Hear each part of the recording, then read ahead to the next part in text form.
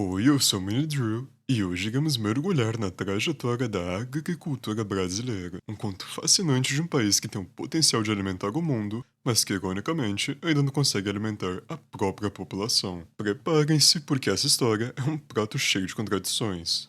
Vamos ao início. O agro no Brasil tem raízes profundas. Desde os antigos tempos coloniais, quando os portugueses chegaram aqui, a exploração agrícola já era um grande objetivo e meta. Primeiro com a cana-de-açúcar, plantada em grandes engenhos no Nordeste, depois o café transformou São Paulo em potência econômica, em uma época em que a agricultura do Brasil já mostrava sua vocação, produzir muito, mas exportar, enquanto a população local ficava com as sobras. Avançando ao século XX, o Brasil começou a diversificar a sua produção agrícola e, com o avanço dos meios tecnológicos, virou uma verdadeira máquina de plantar. Tratores, sementes geneticamente modificadas, sistemas de irrigação, fertilizantes, tudo isso transformou o Brasil em um gigante do agronegócio. E hoje, somos líderes em várias frentes. Somos os maiores exportadores de carne bovina, valendo destacar a nossa exportação exorbitante de carne bovina, soja e laranja. Mas até o momento parece tudo um sucesso. E é aí que entra o plot twist dessa história. Enquanto o Brasil é o celeiro do mundo, dentro das casas brasileiras as coisas são bem diferentes. Apesar de todo o avanço do agronegócio, a segurança alimentar da população brasileira é uma questão muito delicada. Vamos aos números.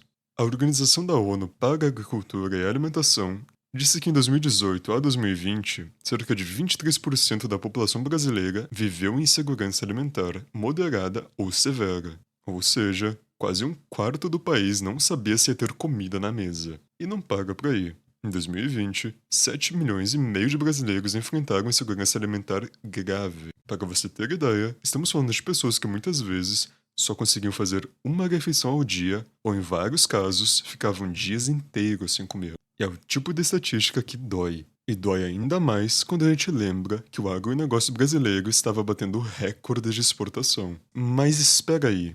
E a agricultura familiar? Ela não deveria cuidar disso? Bom, em parte sim. A agricultura familiar é responsável por cerca de 70% dos alimentos que chegam à mesa dos brasileiros.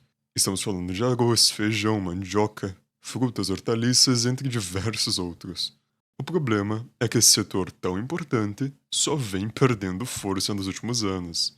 De acordo com o censo do IBGE, a participação da agricultura familiar na geração de receitas no campo caiu de 38% em 2006 para 23% em 2018. Isso só significa que os pequenos produtores estão ficando para trás, e sem eles, a comida que chega à mesa do brasileiro fica cada vez mais cara e menos acessível. Mas tem outro ponto que precisa ser destacado: o agro e o meio ambiente. O Brasil, com a sua vocação agrícola, também carrega uma responsabilidade enorme de ser um dos maiores detentores de biodiversidade do planeta. Entretanto, a expansão desenfreada de fronteiras agrícolas entre grandes latifundiários muitas vezes vem às custas de ecossistemas inteiros, como o desmatamento da Mata Atlântica, o Cerrado e da Amazônia. Mas enquanto isso, o agro segue crescendo. O Brasil tem uma área agricultável gigantesca, equivalendo ao tamanho de 32 países da Europa somados.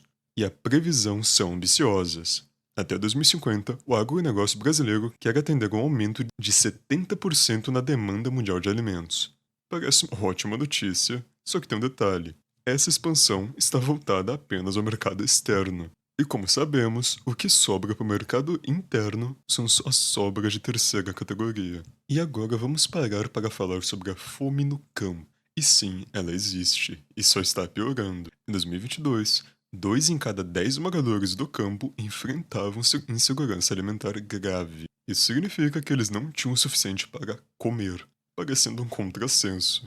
Afinal, o campo é onde a comida é produzida, mas a pura verdade é que as famílias rurais estão cada vez mais empobrecidas. Entre os 10 anos que se passaram entre 2008 e 2018, a renda dessas famílias apenas caiu, enquanto o custo de vida aumentou.